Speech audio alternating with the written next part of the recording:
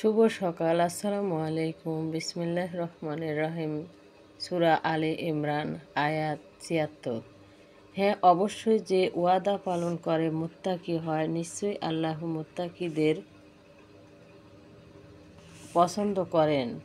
নিশ্চয়ই যারা আল্লাহর সঙ্গে কৃত ওয়াদা ও নিজেদের শপথকে নগণ্য মূল্য বিক্রয় করে, আখিরাতে এদের কোনো অংশ নেই। আল্লাহ তাদের সঙ্গে কিয়ামত দিবসে না কথা বলবেন, আর না তাদের প্রতি সন্তুষ্টি দিবেন, আর না তাদেরকে পবিত্র করবেন। তাদের জন্য পীড়াদায়ক আযাব আছে।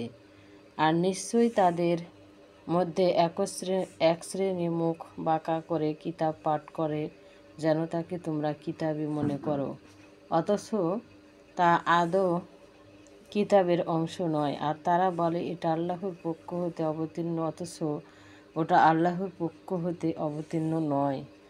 তারা জেনে শুনে আল্লাহর উপর মিথ্যারোপ করে।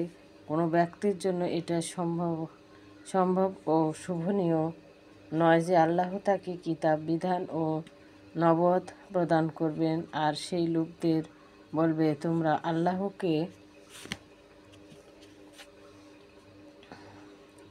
তোমরা আল্লাহকে নয় যে আল্লাহ তাকে কিতাব, বিধান ও নবুয়ত প্রদান করবেন। আর সেই লোকদেরকে বলবে, তোমরা আল্লাহকে পরিত্যাগ করে আমার বান্দা হয়ে যাও। বরং বলবে, তোমরা সকলেই আল্লাহ হও, যেহেতু তোমরা কিতাব শিক্ষা দিচ্ছ এবং শিক্ষা করছো। তিনি নির্দেশ দিবেন না যে তোমরা ফেরেশতা ও নবীদের রব রূপে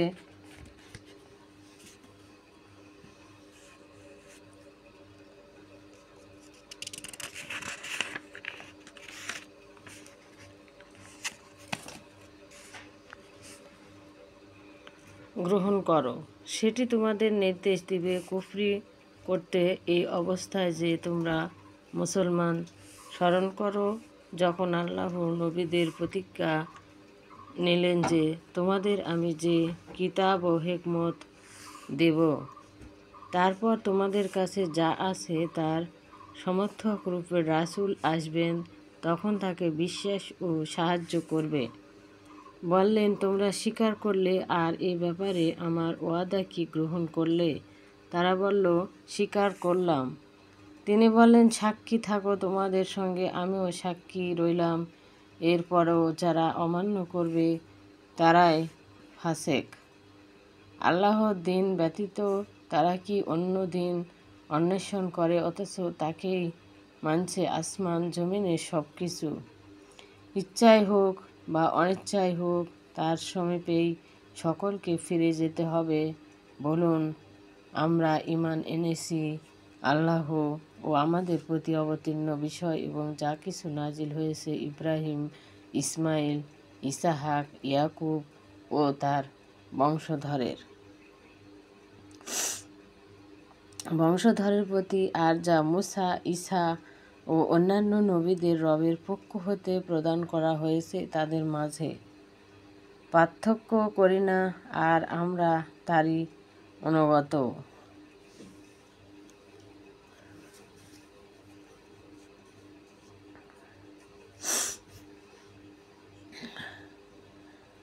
আর যে ইসলাম ছাড়া অন্য দিন অন্বেষণ করে তা কখনো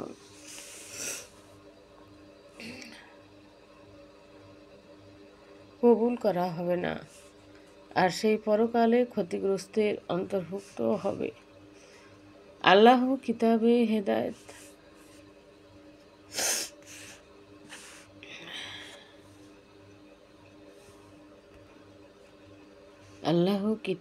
হেদায়েত প্রদান করবেন এবং সম্প্রদায়কে যারা ঈমান গ্রহণ, রাসূলকে সত্যরূপে সাক্ষ্য দান এবং স্পষ্ট নির্দেশন আসবার পরেও কুফরি করে, আল্লাহ জালিম ও কাউমকে কখনো হেদায়েত প্রদান করবে না। এদের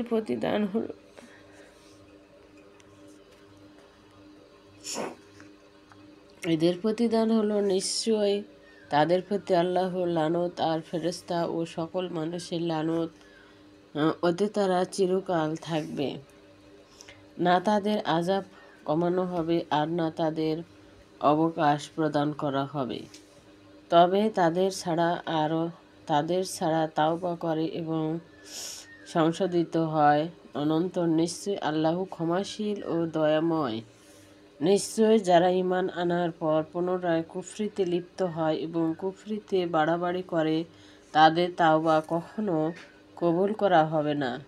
এরাই প্রকৃত পথভ্রষ্ট। নিশ্চয় যারা কাফের এবং কাফের অবস্থায় মারা যায় অথবা তাদের মুক্তির জন্য কারোর নিকট থেকে বিনিময় হিসাব দুনিয়ার ভর শোনাও গৃহীত হবে না, এদের জন্য রয়েছে পীড়াদায়ক আযাব এবং এদের জন্য কোনো সাহায্যকারী নেই।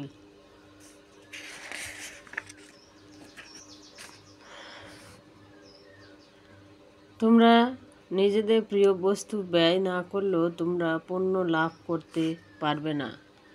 তোমাদের ব্যয় করা বস্তু সম্পর্কে আল্লাহ ভালো জানেন। সকল খাদ্য বনী ইসরায়েলের জন্য বৈধ ছিল, শুধু সেসব বস্তু ছাড়া বনী ইসরায়েলেরা যা হারাম করেছিল তার নিজের উপর তাওরাত নাজিল হওয়ার পূর্বে। আপনি তাদের বলুন, তাওরাত আনো এবং পড়ো, দেখো যদি তোমরা সত্যবাদী হও। ভিডিওটি আজ এই পর্যন্তই। আপনারা ভালো লাগলে অবশ্যই কমেন্টে জানাবেন। পরবর্তী ভিডিও করার জন্য আমন্ত্রণ রইল। আর যে যেখান থেকে দেখছেন অবশ্যই আল্লাহ তাআলা তাদেরকে পরিবার নিয়ে সুস্থ এবং শান্তিতে থাকুন।